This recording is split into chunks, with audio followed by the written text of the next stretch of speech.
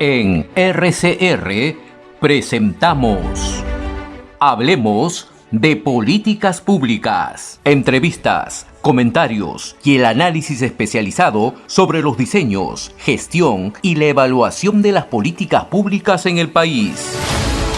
Con la conducción de Gustavo Nakamura. Hablemos de Políticas Públicas.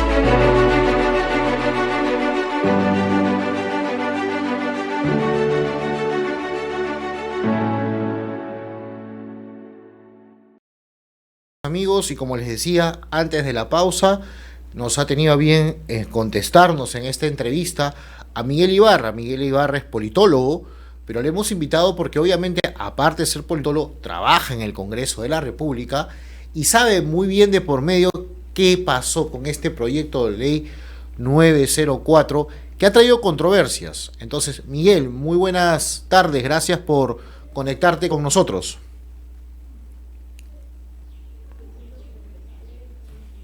Creo que el audio, Miguel, a ver si puedes abrir tu micrófono, por favor. Creo que sí. A ver. Ya está, creo que sí. Buenas tardes, Gustavo. Gracias por la invitación. Sí, te escuchamos. Muy bien, Miguel. ¿Qué tal? ¿Cómo estás? Gracias por atendernos. Y la pregunta que tenemos que hacerte es, ese proyecto de ley 904 es proyecto porque todavía no ha sido promulgado, que hablamos de la que condiciona la publicación de material educativo al consentimiento de madres y padres. Y ha traído mucha bulla por cierto sector del Congreso y de la prensa que prácticamente han dicho que este proyecto está vulnerando y está atacando la educación sexual integral, la ESI, están hablando de muchas cosas. ¿Cómo fue este proyecto? ¿Cómo nace? O mejor dicho, ¿en qué contexto podemos entender este proyecto de ley, Miguel? Bueno, Gustavo, el proyecto de ley 904 corresponde al congresista Esdras Medina, presidente de la Comisión de Educación. El dictamen inicial del proyecto, si lo has podido observar, está en el portal de transparencia del Congreso, no tenía ninguna opinión técnica de algún organismo especializado del Estado. Es decir, ustedes comprenderán que el Ministerio de Educación es el ente rector de la educación nacional y por lo tanto debió tenerse una opinión técnica, sea favorable o desfavorable, del propio Ministerio de Educación. Por ahí hace. Por otra parte, las opiniones que tiene el dictamen básicamente son de personas naturales, de organizaciones privadas, básicamente vinculadas al tema de la familia, vinculadas a las relaciones de padre y familia, que con muy buena intención probablemente están opinando, pero que digamos que técnicamente no son los que deberían hacerlo, porque estamos hablando de regular la política nacional, del currículo nacional, perdón. Y es un tema muy serio. Si bien es cierto, hay demandas de las regiones respecto al tema de incluir algunos temas de carácter cultural, tradicional, turístico, histórico de pronto, que son importantes y relevantes. También es cierto que no podemos hacer un cambio radical y dejar la puerta abierta para que cada padre, familia u organización de APAFA en cada región o provincia plantee algún tema vinculado, qué sé yo, por tradición o por cultura dentro del currículo nacional. Tendremos un currículo totalmente fraccionado en muchos temas culturales y no integrador. Y yo creo que ahí existe una falencia en esa propuesta, es decir, en el respaldo técnico, por una parte. Lo otro es que si vemos el proyecto como tal, que si bien es cierto fue aprobado por mayoría, tanto en la Comisión de Educación como en el Pleno del Congreso, ha tenido serias observaciones, porque en realidad se le exige, por ejemplo, que estos grupos que se organizan para poder hacer la reforma del currículum tienen que notificarle al Congreso de la República, a la Comisión de Educación concretamente, las reformas que están realizando. Entonces es burocrático porque es innecesario. Tendríamos todos los años que recibir informes de las APAFAS de todas las regiones, de todas las provincias o departamentos, informando respecto a cómo es que se ha incluido tal curso o cual curso. Y eso además abre la puerta a que se reciban otro tipo de pedidos, sea quejas y todo lo demás. En cuanto a la impresión de los libros o el material educativo, pasaría lo mismo. Lejos de concentrar para ahorrar los costos en la impresión del material educativo, tendrías una cantidad de material diverso, porque el diseño, evidentemente, de la información sería mucho más complejo y todo. Yo creo que el proyecto debió trabajarse por una parte, tener alguna mesa técnica especializada que pueda tener una información adecuada, porque si bien es cierto que el impacto de alguna otra manera afecta la calidad de la educación, en el extremo de que no hay paridad o igualdad de contenido en todos, Lo cierto también es que puede ser el filtro para que ideologías extremas o pensamientos extremistas filtren información a través de ideas de carácter cultural, entre comillas, o históricas, entre comillas, que permitan, pues, de otra manera, desinformar a los estudiantes en el nivel de educación básica regular, porque lo peligroso es que va al nivel de educación básica regular. Recordemos que el movimiento revolucionario Túpac Amaru tiene como héroe, digamos, como pionero en su proceso de reforma o revolución, casualmente un héroe nacional que es Túpac Amaru. Entonces podría de pronto usarse símbolos o héroes patrios como él para poder fomentar algún tipo de ideología, adoctrinamiento o pensamiento distinto a lo que, digamos, podría darse dentro de una currícula normal. ¿Cuánto impactará esto en la formación de la educación, por ejemplo, en la prueba PISA? No lo sabemos, porque yo creo que la preocupación en educación debe ser cómo mejoramos los estándares en la calidad de la educación respecto a los indicadores más importantes. Recordemos que la formación en la educación básica regular es importante para lo que viene después, que es la educación superior universitaria. Si tenemos estudiantes con una formación muy pobre, lo más probable es que la calidad del estudiante universitario sea también pobre. Hace poco he visto entrevistas en la calle o encuestas sobre el tema de historia, por ejemplo, que vemos que estudiantes universitarios no saben responder correctamente. ¿Responsabilidad de la universidad? No, responsabilidad del colegio, porque evidentemente fue el colegio donde él debió de adquirir ciertos conocimientos que no lo dio. Pero bueno, es un tema debatible, es un tema, digamos, que puede ser revisado. Si el Ejecutivo lo observa, regresará. Creo que el gran ausente en este debate, este dictamen, ha sido el Ministerio de Educación. Debió de escuchársele, incluir algunas cosas importantes que planteaba, por ejemplo, y esperarlo. Miguel, tu reflexión, porque la reflexión que estás haciendo es una reflexión objetiva, ¿no? Porque yo lo que veo, y ese es mi análisis, no sé qué tú pienses, creo que lo que ha habido es, no sé, el hecho de materiales educativos y la consulta a los padres de familia, que es totalmente válido, pero por un lado lo han exagerado y se han ido por el lado se han ido por el lado de la ESI, que se están acabando el enfoque de género, que prácticamente están dejando, que ahora va a haber más violaciones, con comentarios bien desproporcionados por un lado, y por otro lado pareciera que ya es una lucha ganada, hay una batalla campal prácticamente, ¿no? Le sacan uno u otro lado, por más la postura que uno tenga. Desde aquí hay que mencionar que hay que tener paños fríos en esta historia, porque no es tan sencillo hablar de que ahora, ¿cómo va a ser el procedimiento que los padres se den la consulta? Ojalá que sea responsable, pero también ir al otro lado, ¿no? Y no sé qué piensas tú de decir que prácticamente porque ya ahora la ESI se va a suspender la ESI y el proyecto no menciona eso, pero prácticamente lo que han dicho es que ahora si hay aumento de violaciones es culpa por este proyecto de ley. Entonces la verdad que llegamos a niveles que uno u otro y la confrontación sigue, ¿no? Claro, eso es exagerado, como tú mencionas. El proyecto, si bien es cierto, ha logrado establecer cierta participación de la ciudadanía o de los padres de familia en la elaboración de currículum. Por una parte, no garantiza, bajo ninguna circunstancia, que esto mejore o eleve la calidad de la educación. No lo garantiza. Digo, yo es un saludo a la bandera, literalmente. En cuanto a los derechos adquiridos de las minorías o mayorías, tengan que ver con el tema de fe, tengan que ver con el tema de conflicto de género, tengan que ver con algún otro tipo de discriminación que pueda ser identificable, es un tema que tiene que trabajarse a partir de otra visión u otra política de Estado, no necesariamente dentro de aquello que manifiesta o lo que expresa este proyecto de ley. Porque fíjate, bajo esta norma que ha sido publicada, pero que está como autógrafa todavía, no ha sido ni siquiera observada por el Ejecutivo, estamos creando literalmente una cantidad inconmensurable de asociaciones de padres de familia que pueden plantear un sinnúmero de cosas. Yo me pregunto, por ejemplo, en la selva oriental, donde la presencia de la comunidad de los Ataucusi es fuerte, del Pacto Universal, evidentemente la formación histórica, cultural, ancestral va a ser llevada desde su corriente ideológica, respetable, por cierto, pero que de alguna otra manera podría generar un sesgo. Ese mismo derecho adquirido en el Oriente sobre la base de esta ley podría ser legitimado o reclamado por aquellos que se encuentren en otras partes del país, por ver solamente el tema de fe. Si vamos al otro extremo, vinculado al tema, por ejemplo, de la equidad de género o de las luchas de las comunidades LGTBI y etc., podría pasar lo mismo en todo el país. Podrían, con justa razón, reclamar un derecho respecto al tema de que en los materiales educativos también se puede incluir, digamos, información, porque lo que se está dejando con esta norma es literalmente al libre albedrío de todas las organizaciones, tanto de padres de familia como comunidades, para que puedan, digamos, opinar sobre la educación de sus hijos. Entonces la gran pregunta es, ¿qué hace el Estado?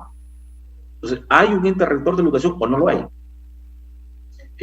Yo creo que el proyecto ha sido aprobado con mucha emotividad, pero con poca tecnicidad. Se han dejado llevar por los apasionamientos más que por el razonamiento que debió llevar al Congreso a analizar a profundidad una norma tan importante, porque creo que no están midiendo el impacto de esta ley.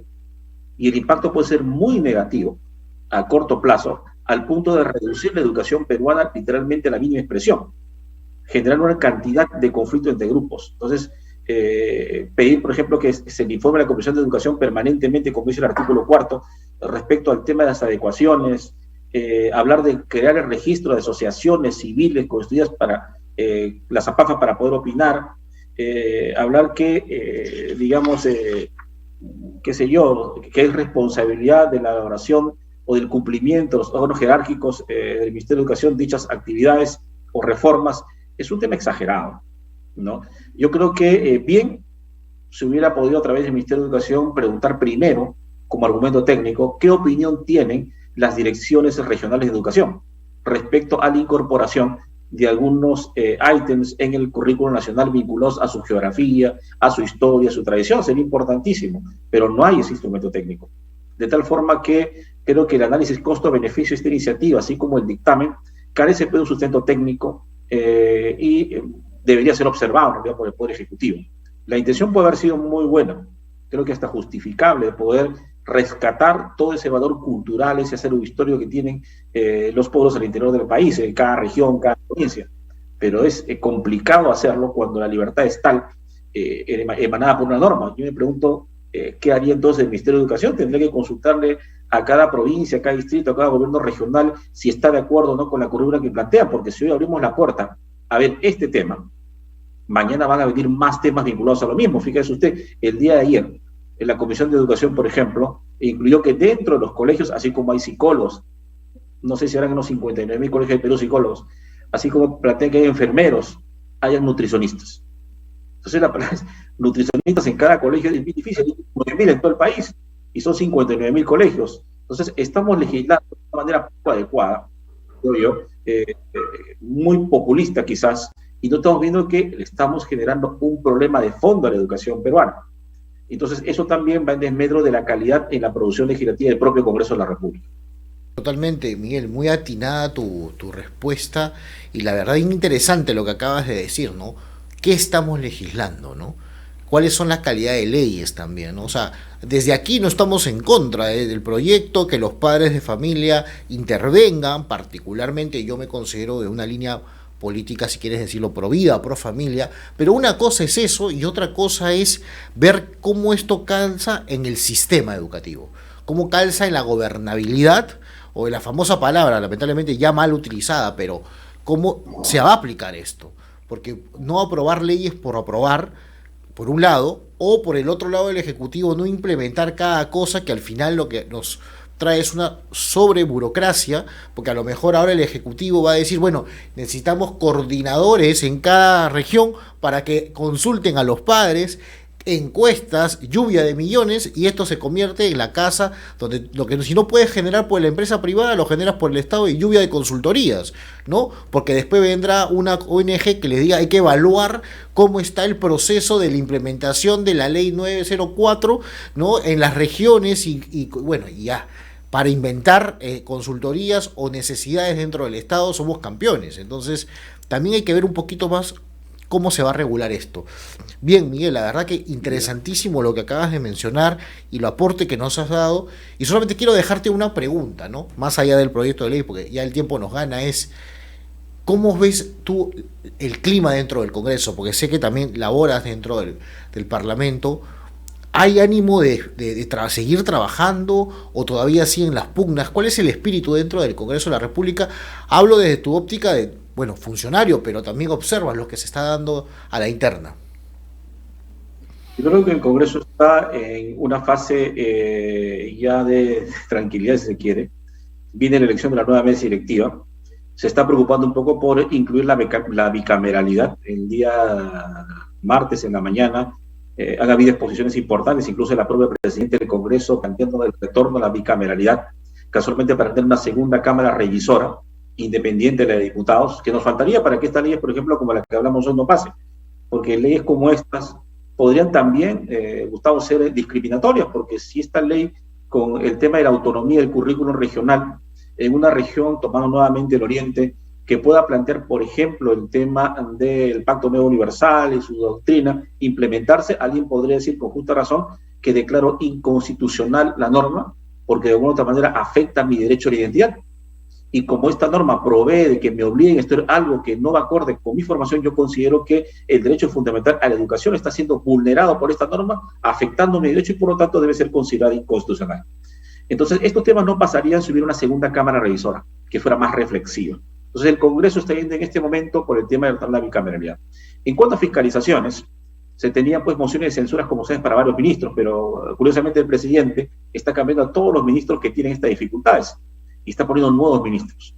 Pero cada ministro que llega sin experiencia y llega con poca, capacidad de propuesta. El ministerio llega más a rellenar, creo, el tiempo que le queda, y genera una crisis política de alguna u otra manera por esa falta de liderazgo, de conocimiento que deberían de tener.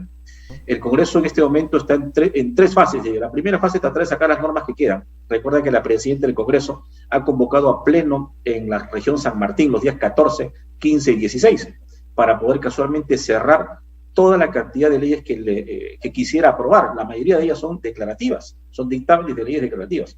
Este Parlamento en este año se ha caracterizado por aprobar casi un tercio de leyes que son declarativas.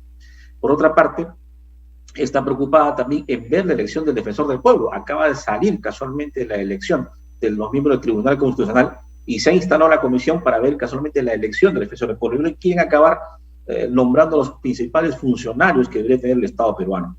Y un tercer tema es que pasamos a una fase, digamos, de cierta tranquilidad política, porque la preparación para la siguiente mesa directiva hace que, de otra manera, los nuevos grupos parlamentarios, porque se están fraccionando, empiecen a negociar para poder llegar, digamos, a la mesa directiva nueva que vendría a ser elegida el 26 de julio. Entonces, ese escenario hace que un poco los decibeles bajen y se preocupen un poco más en el trabajo que les toca realizar. Por lo demás, como se hace en la Comisión de Fiscalización, hoy también se ven los temas vinculados a las denuncias contra el presidente de la República respecto a los audios que han salido. Entonces, hay un trabajo importante, pero que no está trascendiendo totalmente, porque digamos que el Congreso no ha logrado tener ese liderazgo que no se esperaba. Miguel, muchísimas gracias por este breve resumen que nos has dado también a la interna del Congreso de la República, no vista desde el punto de que puede ver un congresista, sino lo ves desde el punto de vista técnico, y años tienes trabajando en el Parlamento, así que conoces muy bien qué pasa en Pasos Perdidos realmente, ¿no? Así que muchísimas gracias, Miguel, te mando un abrazo, gracias por conectarte con nosotros y te llamamos en otra ocasión definitivamente para de otros temas también conversar aquí en Hablemos de Políticas Públicas. Muchas gracias, Miguel. Hemos presentado Hablemos de Políticas Públicas. Nos reencontramos en nuestra próxima edición.